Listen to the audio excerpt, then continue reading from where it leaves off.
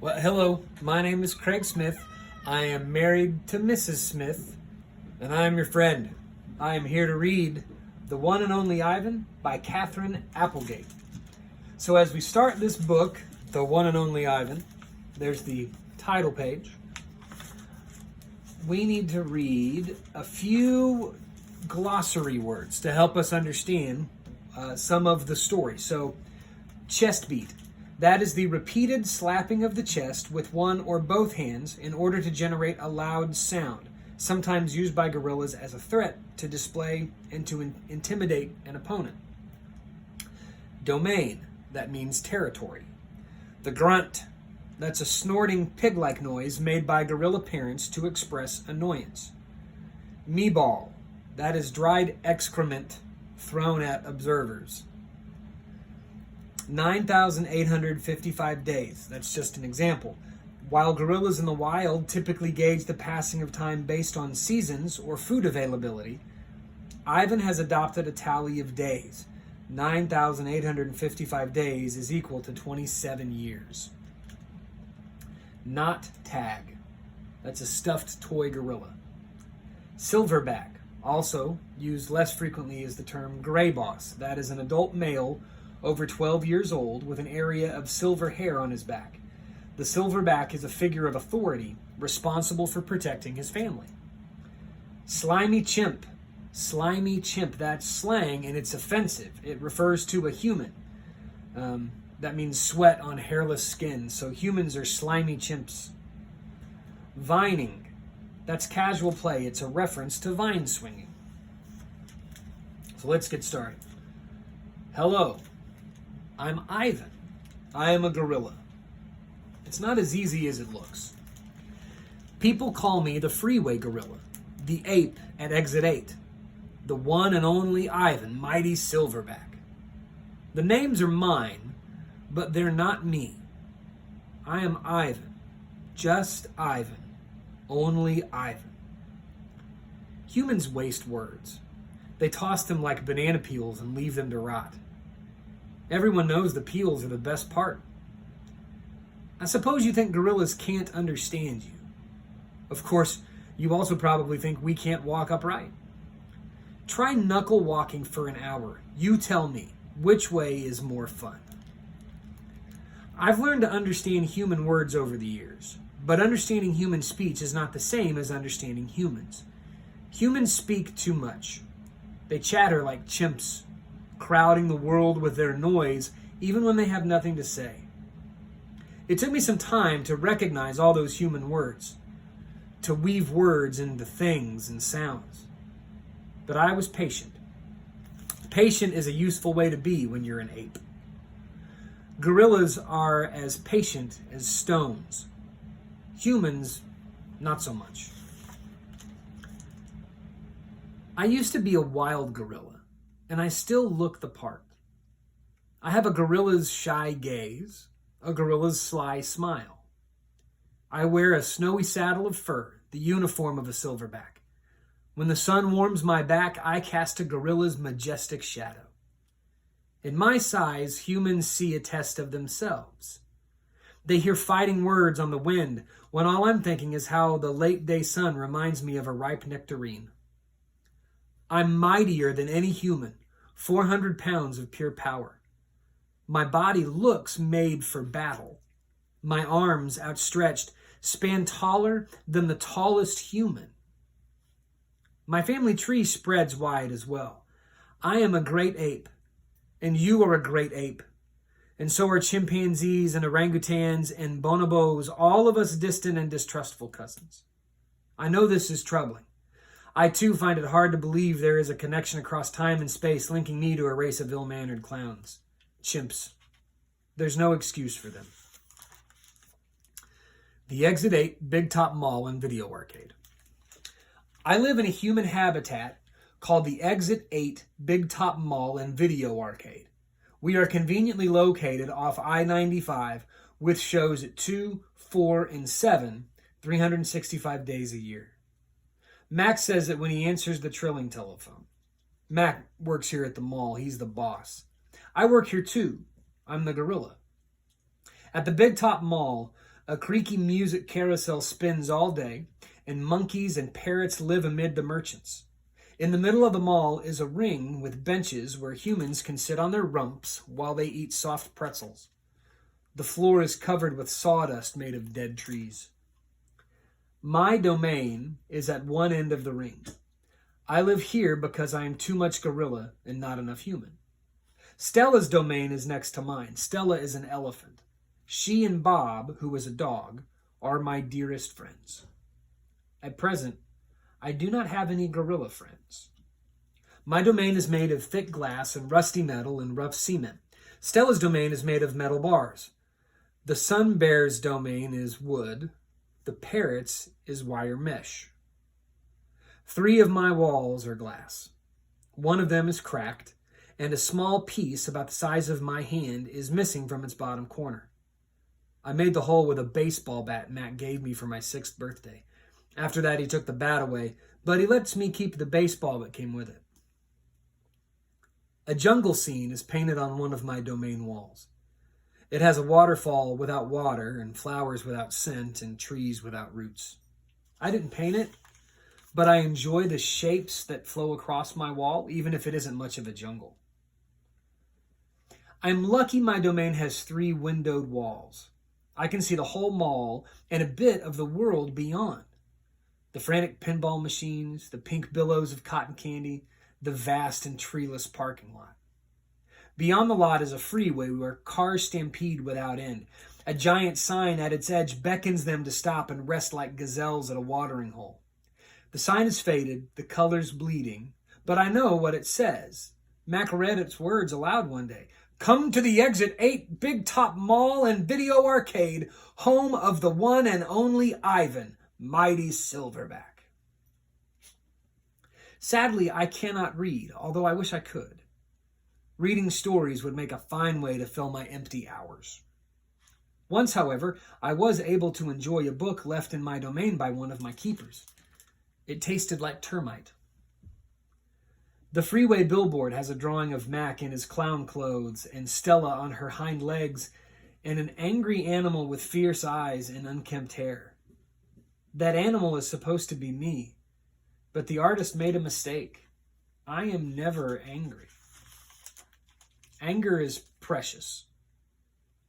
A silverback uses anger to maintain order and warn his troop of danger. When my father beat his chest, it was to say, beware, listen, I am in charge. I am angry to protect you, because that is what I was born to do. Here in my domain, there is no one to protect. The littlest big top on earth. My neighbors here at the Big Top Mall know many tricks. They are an educated lot, more accomplished than I am. One of my neighbors plays baseball, although she is a chicken. Another drives a fire truck, although he's a rabbit. I used to have a neighbor, a sleek and thoughtful seal, who could balance a ball on her nose from dawn till dusk. Her voice was like the throaty bark of a dog chained outside on a cold night. Children wished on pennies and tossed them into her plastic pool. They glowed on the bottom like flat copper stones. The seal was hungry one day, or bored, perhaps, so she ate 100 pennies. Max said she'd be fine. He was mistaken. Matt calls our show the littlest big top on earth. Every day at 2, 4, and 7, humans fan themselves, drink sodas, applaud.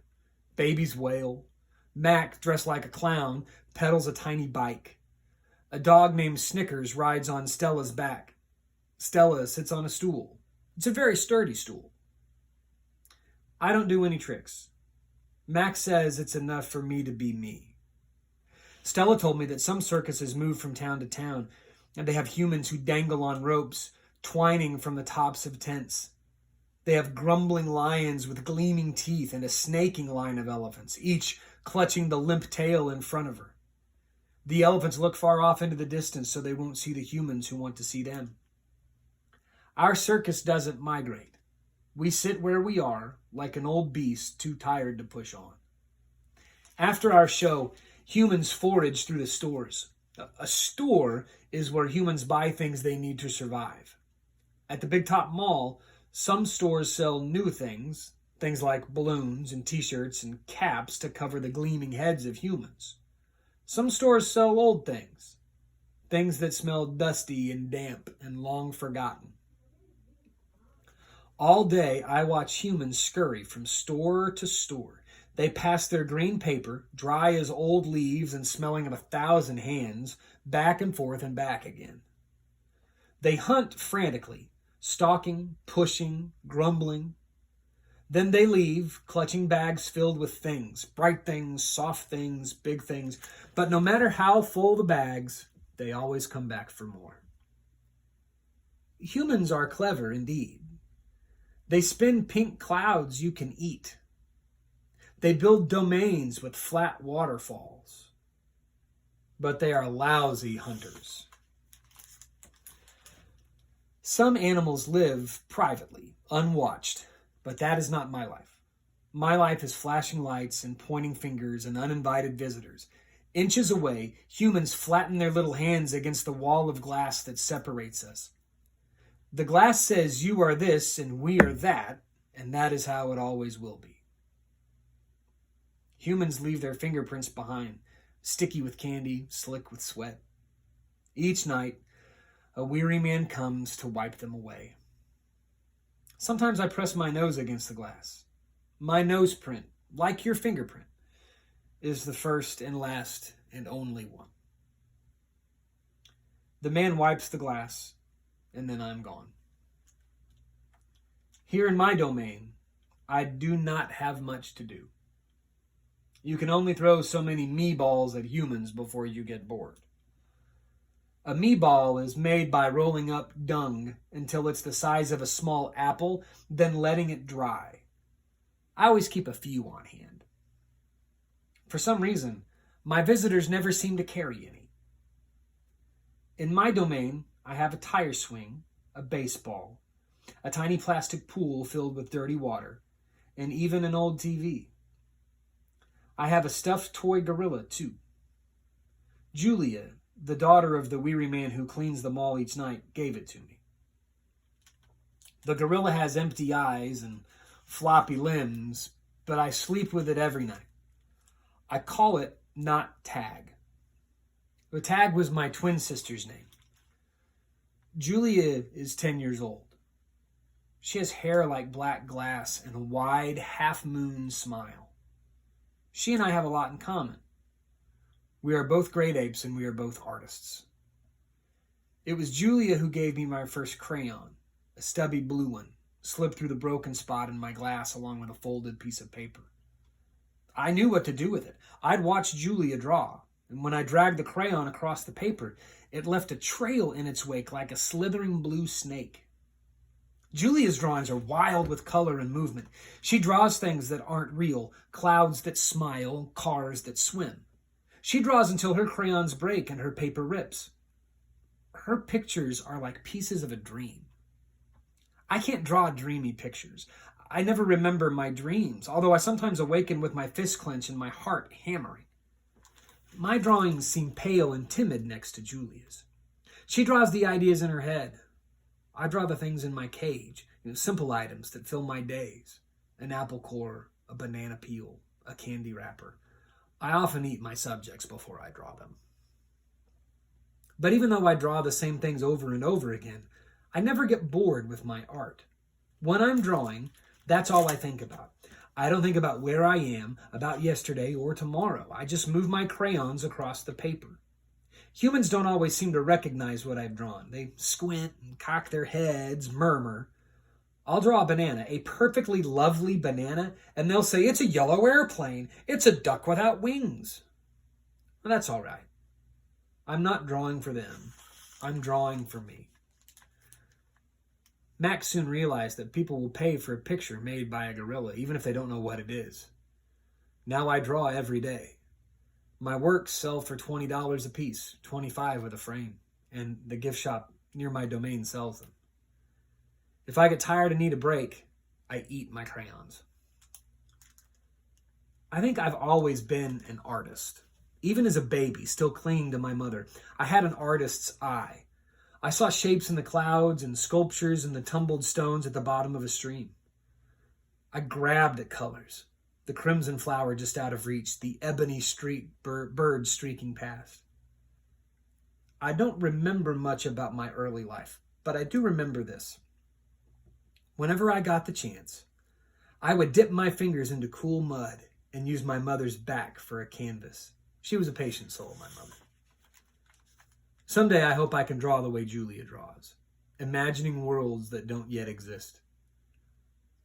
I know what most humans think. They think gorillas don't have imaginations. They think we don't remember our pasts or ponder our futures.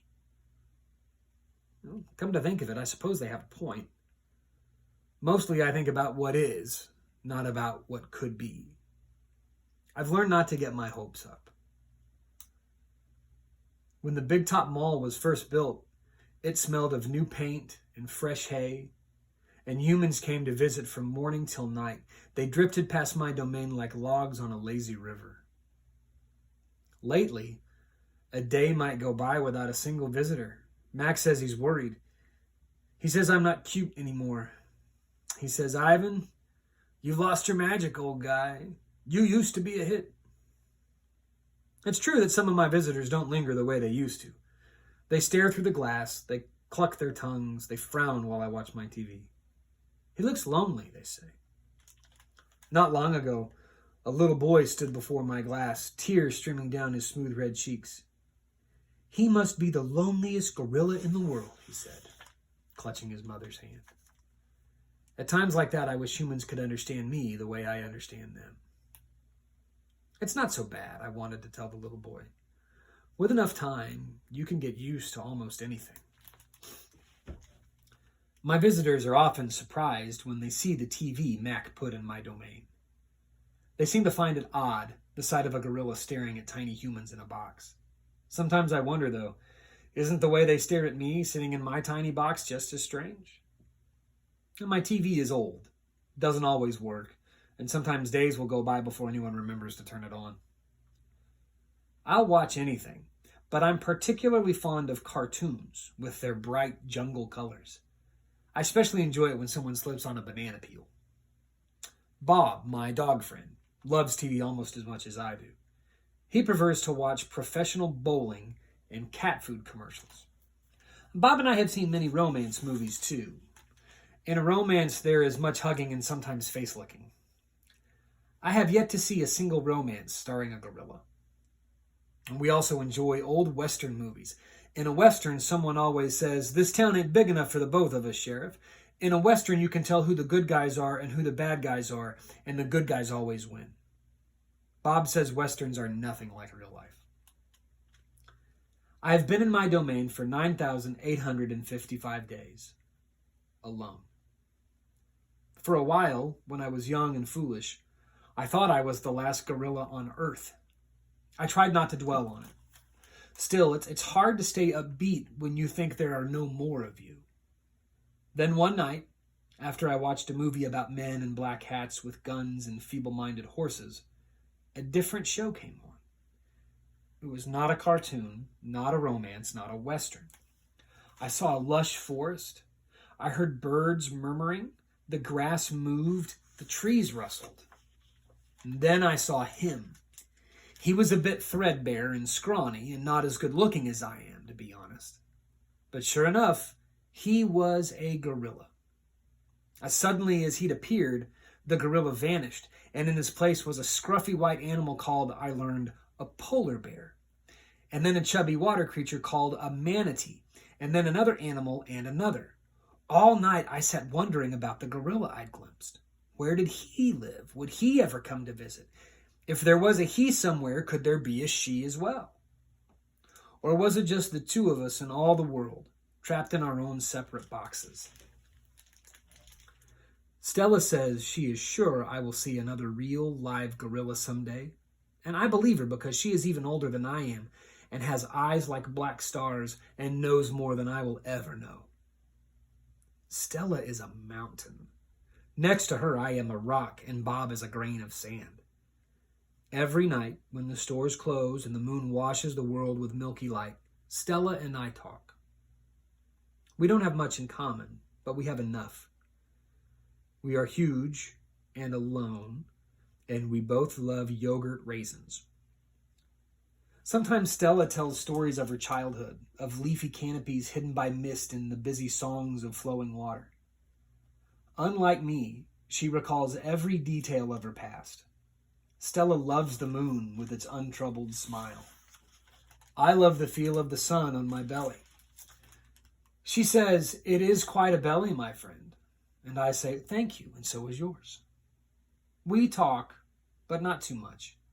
Elephants, like gorillas, do not waste words. Stella used to perform in a large and famous circus, and she still does some of those tricks for our show. During one stunt, Stella stands on her hind legs while Snickers jumps on her head. It's hard to stand on your hind legs when you weigh more than 40 men. If you are a circus elephant and you stand on your hind legs while the dog jumps on your head, you get a treat. If you do not, the claw stick comes swinging. Elephant hide is thick as bark on an ancient tree, but a claw stick can pierce it like a leaf. Once, Stella saw a trainer hit a bull elephant with a claw stick. A bull is like a silverback, noble, contained, calm like a cobra is calm. When the claw stick caught in the bull's flesh, he tossed the trainer into the air with his tusk. The man flew, Stella said, like an ugly bird. She never saw the bull again. Stella's trunk is a miracle. She can pick up a single peanut with elegant precision, tickle a passing mouse, tap the shoulder of a dozing keeper. Her trunk is remarkable, but it still can't unlatch the door of her tumble-down domain. Circling Stella's legs are long-ago scars from the chains she wore as a youth. Her bracelets, she calls them. When she worked at the famous circus, Stella had to balance on a pedestal for her most difficult trick. One day she fell off and injured her foot. When she went lame and lagged behind the other elephants, the circus sold her to Mac. Stella's foot never healed completely. She limps when she walks, and sometimes her foot gets infected when she stands in one place for too long. Last winter, Stella's foot swelled to twice its normal size. She had a fever, and she lay on the damp, cold floor of her domain for 5 days. They were very long days. Even now, I'm not sure she's completely better. She never complains, though, so it's hard to know. At the Big Top Mall, no one bothers with iron shackles. A bristly rope tied to a bolt in the floor is all that's required. They think I'm too old to cause trouble, Stella says. Old age, she says, is a powerful disguise. It's been 2 days since anyone's come to visit. Mac is in a bad mood. He says we are losing money hand over fist. He says he's going to sell the whole lot of us. When Thelma, a blue and yellow macaw, demands, "Kiss me, big boy," for the 3rd time in 10 minutes, Mac throws a soda can at her. Thelma's wings are clipped so that she can't fly, but she can still hop. She leaps aside just in the nick of time. "Pucker up," she says with a shrill whistle. Mac stomps to his office and slams the door. I wonder if my visitors have grown tired of me. Maybe if I learn a trick or two, it will help. Humans do seem to enjoy watching me eat. Luckily, I'm always hungry. I am a gifted eater. A silverback must eat 45 pounds of food a day if he wants to stay a silverback. 45 pounds of fruit and leaves and seeds and stems and bark and vines and rotten wood. Also, I enjoy the occasional insect. I'm going to try to eat more. Maybe then we'll get more visitors. Tomorrow I will eat 50 pounds of food, maybe even 55. That should make Mac happy. We will stop there and continue on more with Bob the dog next week.